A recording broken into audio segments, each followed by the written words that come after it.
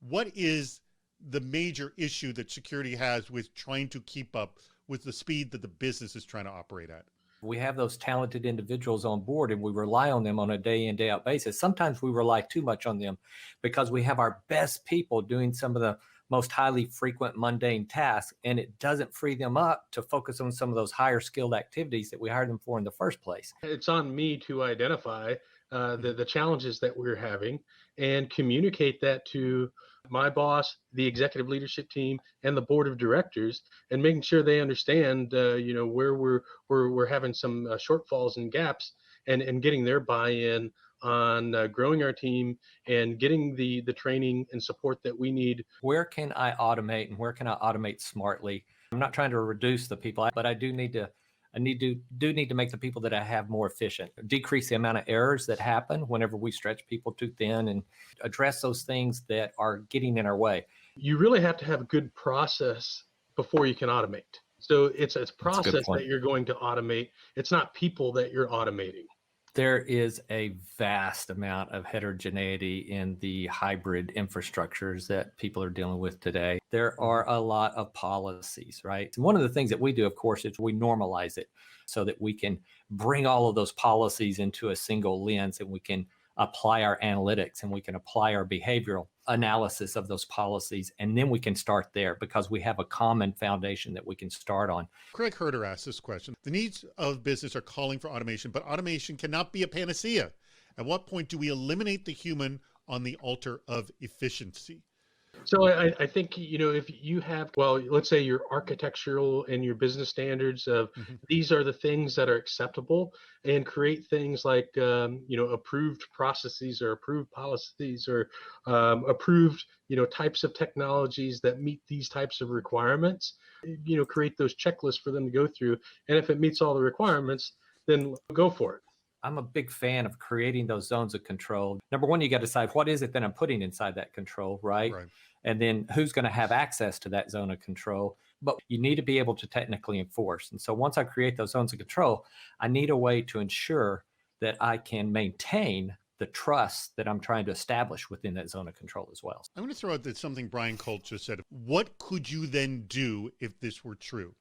And Brian says, facilitate a culture which embraces security in all processes, business and technical. Do not let security be adversarial. It changes the conversation to, how can we do this and keep you happy and, protect the company, to a discussion of, security being a business growth driver. We're getting away from a centralized security policy, and we see a lot of fragmentation of people taking ownership for the security controls for the things that are getting deployed into the cloud and things like that. And it's not aligning with that centralized security policy. So not everyone is singing from the same sheet of music, and we got to get back to that centralized sheet of music so that I can not only centralize my security policy, but I want to be able to technically enforce it. Hello, welcome to the Department of Yes, where no request is ever rejected.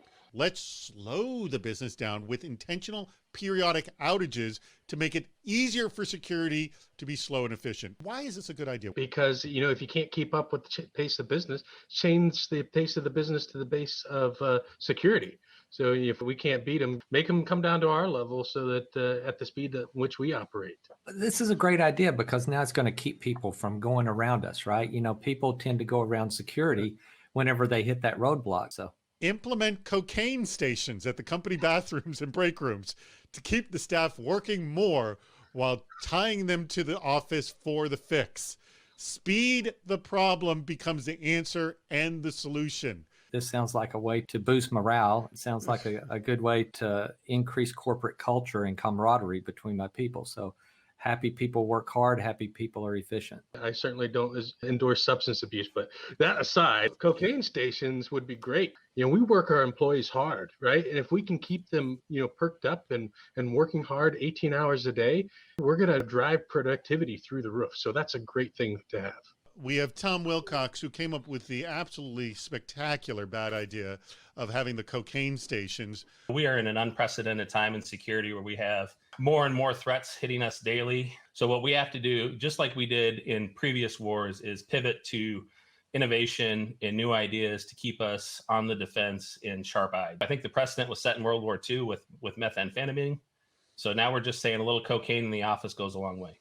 Which is a worse scenario, slowing the business down or cocaine stations? What do you think, Tim? I'm going to go with, the best bad idea would be to put the cocaine stations in the hallways. The worst of the two bad ideas is the cocaine station, specifically for my line of business, because nobody would be allowed to work because we are a drug-free workplace, and you're not allowed to operate a train or anything where public safety is a concern if you have any sort of substance use.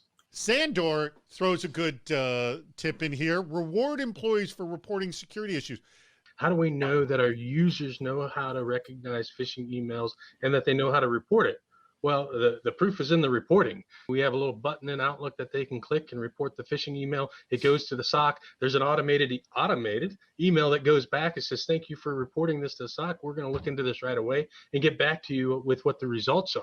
It all goes back to visibility, right? It's whether it's visibility and how well I'm doing from a compliance perspective, how well I'm doing in honoring the speed of business. How do I gain parity with the speed of business? It's going to take a paradigm shift in the way that we look at it today versus how we're going to honor it in the new hybrid digital transformation era, right? And that means that we're going to have to make our people more efficient, and we're going to have to automate smartly and leverage automation to our advantage and make our people more efficient.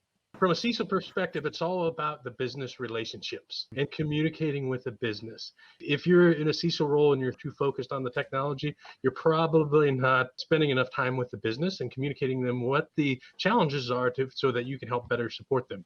In fact, if you just ask the question, how could I better support you? They will tell you.